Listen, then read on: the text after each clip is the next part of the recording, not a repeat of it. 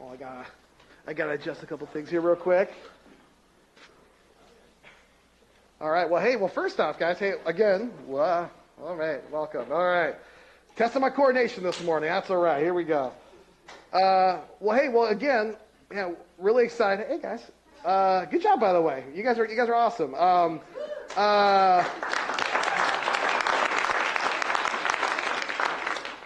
So this is, for me, I love this Sunday. I love always bragging my kids, bragging on what God's doing in our Next Gen ministry. So this is always something that I take a lot of joy and excitement about. And so I'm excited to be here and sharing about how we see God move. I know we pray, but we join in praying one more time. God, thank you for what you are doing in this next generation. Thank you for who you are, how you're continuing to reveal yourself to them and grow them. And God, as we just talk about what is our ministry about, how do we help continue to point kids to you? Lord, may we continue to be led and guided by you. We're so thankful for you and what you're doing. We say this, Lord, in your name. Amen. So how many of you guys, anyone here like parades? Get really excited about parades? Maybe some of you are like, oh, no. That's okay. You know what? I will tell you right now, as a family, we're one of those people that we enjoy parades. We like parades. We live up in Monroe, and so every summer, there's always like 2 parades that happen. And we get, it's always really fun to go out and watch the parades happening. We set up our little camping chairs. We find a cool little spot, and then the parade starts, and it's always like a band's always playing. You get some cool floats going by. Maybe if we're lucky, you get those really cool dancing horses. If you've ever seen those, those are really. And maybe every once in a while I get some candy thrown my way, but those kids are quick, dude. They get there really fast. But the thing is, and every parade is like the same, right? But from where we're sitting, we don't see the whole parade, right? We usually get a block. And those floats come by, we wave, we sing, we cheer them on, and then they're on to the next block. They're on to the next thing, right? We kind of get a small glimpse of the parade. We don't see the whole thing all at once. And I bring it up because I think in a lot of ways, that's kind of like our time with our kids in our Next Gen ministry, isn't it? That we don't get the whole block, we don't get the whole parade, but we get them for a season. We get them for a certain time. For some kids, it's from the time they're in diapers to the time they're graduating, and they're standing on the stage, and we're telling them, "Hey, well done, we're proud of you." And they go on to college or jobs, or maybe they're even here beyond, college. That's always really fun. But maybe for some of them, we get them for a shorter season. Maybe it's like a month. Maybe it's a couple weeks. That we have them in our midst. And so what I want to do is this Sunday, Next Gen Sunday, as we talk about, what is it? How do we best shepherd and care for our kids? The question that I think sits, if you were to ask me or Melissa, we'd say the question that comes is how do we, not just how do we make kids behave a certain way, or how do we cram more and more kids in the building so we're but it's how do we shepherd well the kids that we get? For the season of time we get them, how do we care for them well? How do we point them to Jesus to the best of our ability? And how do we do that in a way that honors him and pleases him? And so what I want to do is this morning, I want to take a look at a story that I feel captures Jesus' heart for people, how he the pattern for how he helps people do that. And actually, at youth group, one of the things we do is we often will have kids come up and they will share, or they'll often will read the passage of scripture that we're going to do. So this morning, I want to invite up Evie Johnson, who's going to come up and.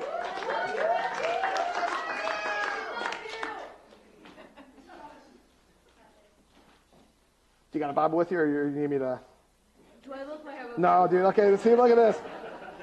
Good thing, Evie. I came ready. See, look at that. That's good. We learned that in seminary. Always have the verse ready to go. So here we go. So this is from Luke 19, 1-10. If you don't know, this is the story of Zacchaeus. So, Evie, go ahead, take it away, dude. Jesus entered Jericho and made his way through the town. There was a man named Zacchaeus. He was the chief tax collector in the region, and he had become very rich. He tried to get a look at Jesus, but he was too short to see over the crowd. So he ran ahead and climbed a sycamore fig tree beside the road, for Jesus was going to pass that way. When Jesus came by, he looked up at Zacchaeus and called him by name. "Zacchaeus," he said, "quick, come down. I must be a guest at your home today." Zacchaeus quickly climbed down and took Jesus to his house in great excitement and joy. But the people were displeased. He has gone to be the guest of a notorious sinner, they grumbled. Meanwhile, Zacchaeus stood before the Lord and said, I will give half my wealth to the poor, Lord, and if I have cheated people on their taxes, I will give them back 4 times as much. Jesus responded, Salvation has come to this home today, for this man has showed himself to be a true son of Abraham. For the Son of Man came to seek and save those who are lost. Awesome. Thanks, dude. Get it for Evie. Oh, actually, you can put that on. I don't need that. Yeah, so that story, right? And maybe, I think we might have even shared it on other Next Gen Sundays, but I think for us, I think this story captures really well Jesus' heart for people and his heart to shepherd them in the season they have with him.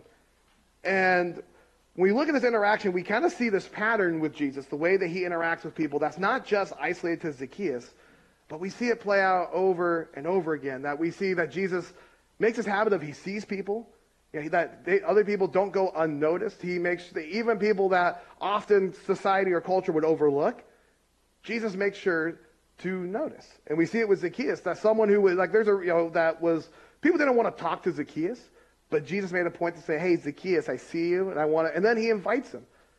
Where he doesn't just say, hey, good to see you, dude, high five, finger guns, I'm on my way. He says, hey, I actually want to get lunch with you. Zacchaeus, I want to talk to you, I want to spend time with you.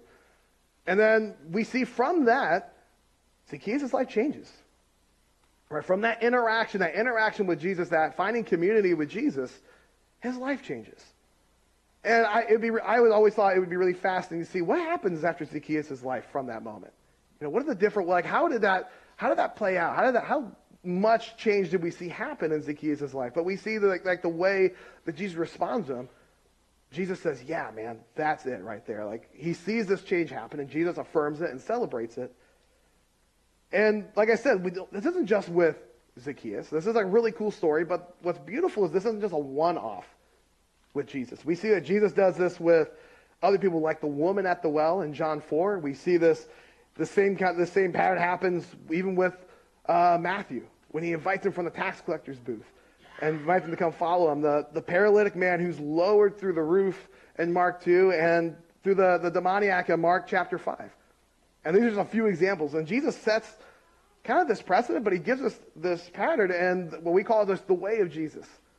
This is the way of Jesus, of see people, invite people, and then see their lives transformed through relationship with him. And so as a ministry, we're like, man, if this is the way of Jesus, how does that influence how we do things? And how does it influence our vision? And how does it influence what we see as a win and what is ultimately most important, especially if we know that for kids, hey, we have them for a season. We have them for this chunk of time. How do we shepherd that well? How do we prioritize what matters most in that season and let that be shaped after the way of Jesus? And so there's 3 things I really want to pinpoint that for us as a next-gen ministry, we say that, hey, this is how we kind of live out the way of Jesus from the time kids are in diapers to the time they're getting their diplomas. How do we do that well?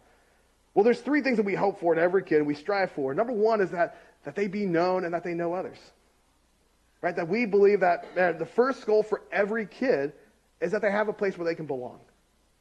Right? That they can walk in the door and they can feel like, hey, this person knows me and cares about me, but also where I actually know other people well.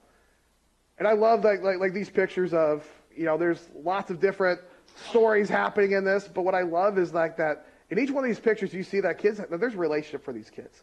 They know each other, that they care for each other.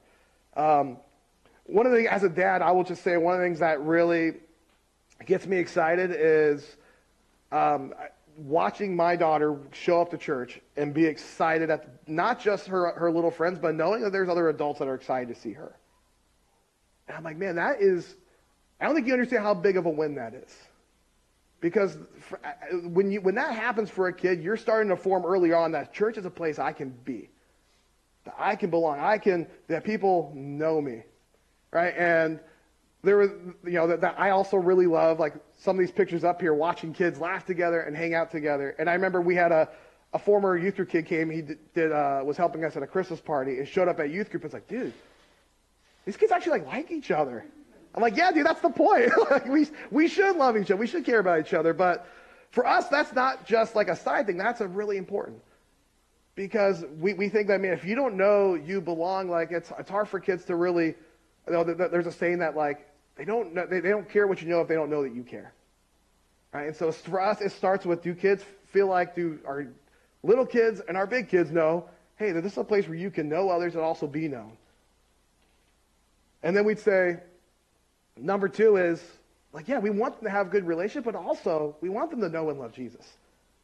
Like, we want our kids to have, you know, to be able to be beginning this journey of following Jesus and going and taking steps towards him. And we do this through things like small groups, and, you know, and teaching and going on retreats and having these conversations, but also like us creating space where kids can ask tough questions.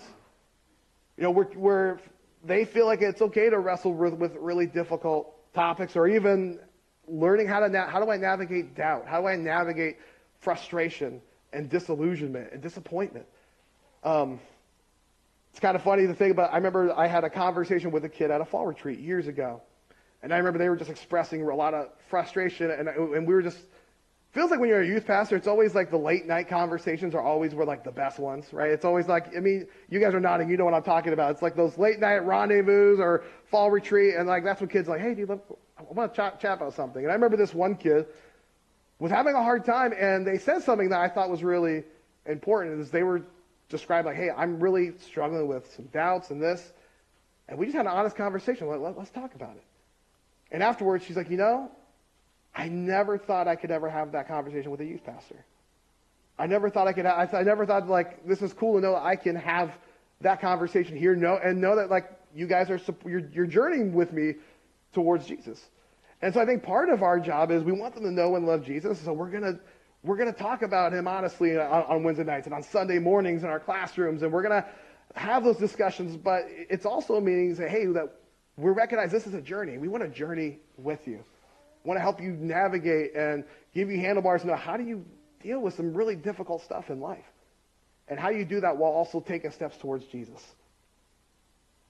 And so for us, we want them to know and love Jesus. We want them to know and be known, but then we also want them to become more and more like him. I really love this picture. One of the things we do as a youth group to kind of help with that is like, hey, we don't want just kids just to know, like have factual knowledge, but like put that faith into practice. So actually one of the things that we do, and I don't know how much you guys know that we do this, but once or twice a year, we'll get together and we'll do what we call a PB&J night, where we'll make PB&Js for the Union Gospel Mission.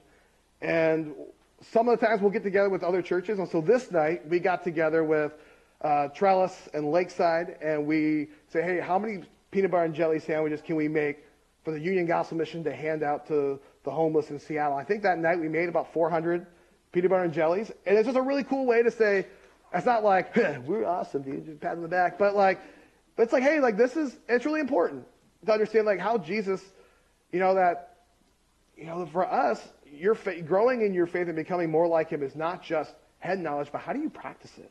How does that show up in the way you love and care for people, and loving and caring for people sacrificially in a way that maybe you don't really get much of a kickback from it, but just doing it because that's who Jesus has called us to be.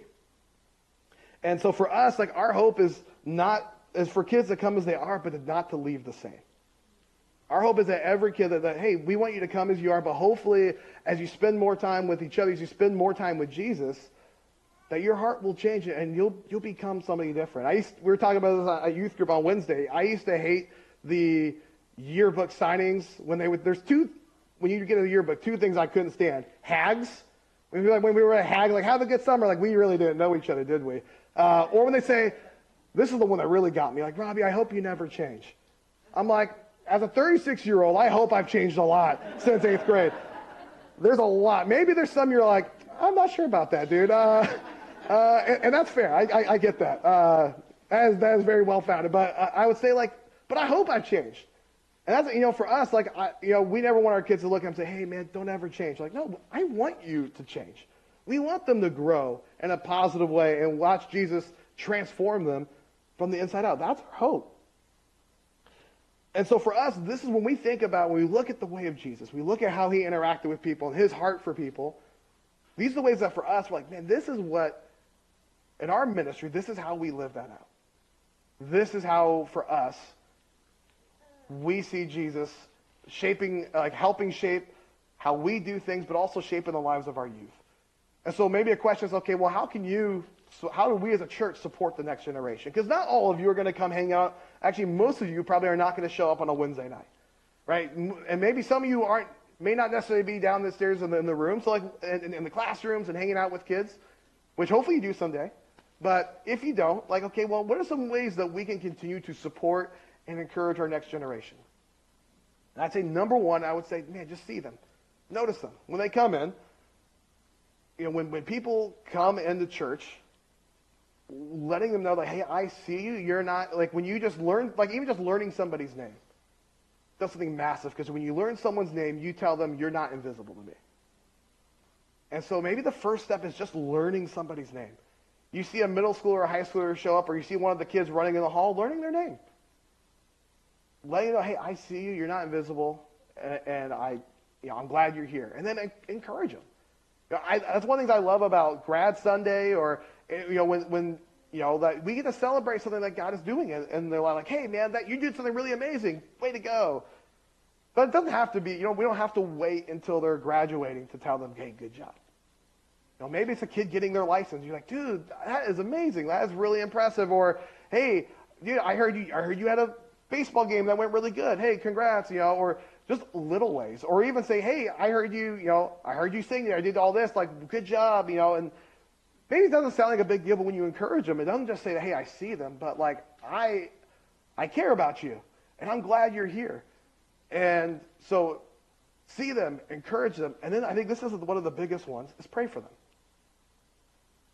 That as we see kids kind of becoming part of our midst, we see them being in our community, man, pray for them. Pray for what God is doing in them. Pray for what he's going to be doing in their lives as they move on to college or jobs or just whatever's in their future. But I think if we do these things, I think these are ways that we can model the way of Jesus and the way that we care for our next generation. And so here's what I'd say is I want to land the plane with this, is think about who we are as a ministry, as a next-gen ministry, that our hope is for every kid and student to be known and know others, to know and love Jesus, and to become more and more like him. And so here's our thought for the drive home. Something I want you some questions to think about, that who is on my stretch of the parade route right now? And how can I faithfully show up to them and shepherd them in this season? Like, who is on my route right now? Who are the people that are in my parade route right now? And then how can I see them, encourage them, and pray for them? So right now, we're gonna go ahead and we're gonna have a moment where we get to participate in something called communion. And so for us, everything we've talked about today, being known, knowing Jesus, becoming more like him, flows out of what Jesus has already done for us. Right? This isn't something that we just created. Like, it flows out of how Jesus has changed us, how he's working in us. And that same grace that Jesus showed Zacchaeus is the grace he shows us. And so communion is a moment for us to slow down, remember that this grace comes to us through Christ's body that's broken and his blood that was shed for us. And so I'm going to invite our servers to go ahead coming up, and you guys can kind of get ready. And then I'm going to pray for us. And if you're new with us, communion is something that anyone who is a follower of Jesus, you're welcome to participate and welcome to the table. And how we'll just do it is we'll have you come down.